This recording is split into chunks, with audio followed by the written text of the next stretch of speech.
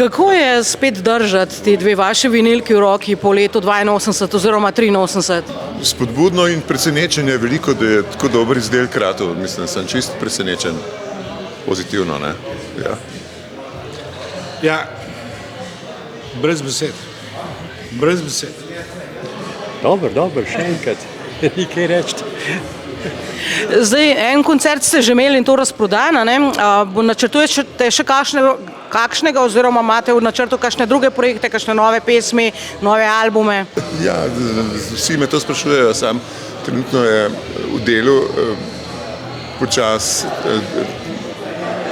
live album, ki smo ga v Šiški posneli in to je kar postopek, tako da ne bo kar danes na jutri, ampak bo, ko bo prilika. Drugače pa, ne vem, drug mesec ali kdaj je pa še una, takoj se dava dol. Takoj se dava dol, vinilka bo tudi, ki sem pa videl tudi naslovnico in je odlična, sem čist navdušen. Kaj vas je v bistvu spet zbralo na kup? Je bila to ta 45-letnica oziroma zakaj ne ob 40-letnici? Ne vem, ob pravem času srečaš prave ljudi, ki so tukaj zraven veliko vlogo odigrali. Kdaj pa ta pravi čas pride, pa ni rečeno, da zmeri veš vnaprej, kdaj bo pa kaj bo, ne. Pa se je pa vse takole pokril. Za 45-letnico sem še jaz zvedel, začuden, kako mi je bilo predlagano to. Po čem se pa najbolj spominjate tistih časov, ko ste bili tako res aktivni? Ja, vlekli nas je neki, mlad smo bili. Fajn je bilo, no, enostavno, nič drugega. Ni bil čas stran vržen, ne, hvala Bogu. To, da smo lahko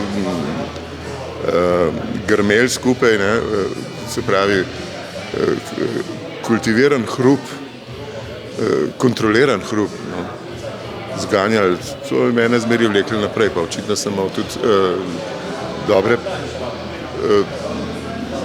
prijatelje, ki smo bili na istem nivoju, kako bi rekel, ne. Brez take dobre ekipe, ki smo se tako ujeli, ne vem, če bi jaz kaj naredil. Ja, lepi časi so bili, ne. Jaz mislim, da nas je samo to zaviralo, da smo bili mogoče pred časom.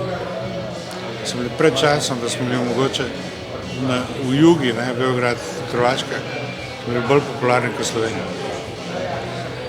To je še danes, v Beogradu vsi vejo za pomorač v Sloveniji verjetno manj kot v Srbiji. Boste šli kaj v Srbijo? Imate kakšne načrte?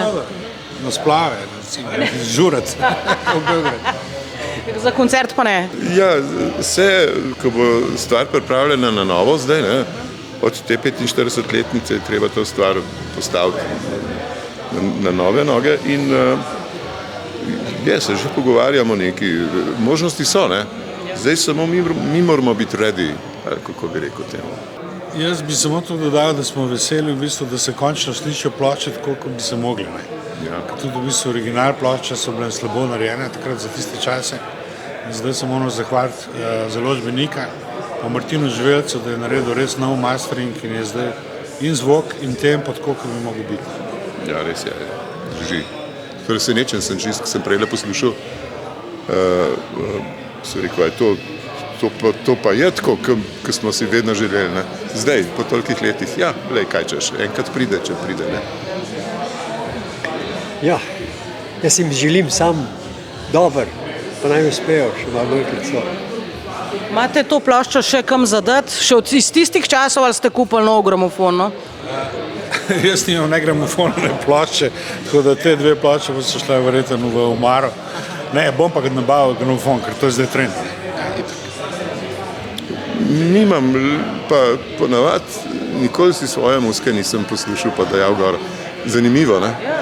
Takole, če kdo rola, pa da jo slišim, mi čist paše, pa sem pol tako, presenečen, ne? In to mi je najbolj všeč. Lej, sem jo zaigral, smo jo naredili, lej, zdaj jo pa še doma gono ali kva. Ne vem, če je treba. Ja, jaz nimam ne gramofona, ne nič nimam, ploče sem dal drugem.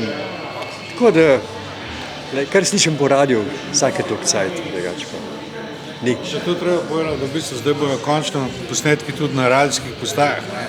Ker prej Nika v bistvu naredila digitalne varianto, ne? Praktično radiji niso imeli nobenega komada, zdaj imajo vsi vse, upam, da bojo kaj vrteli.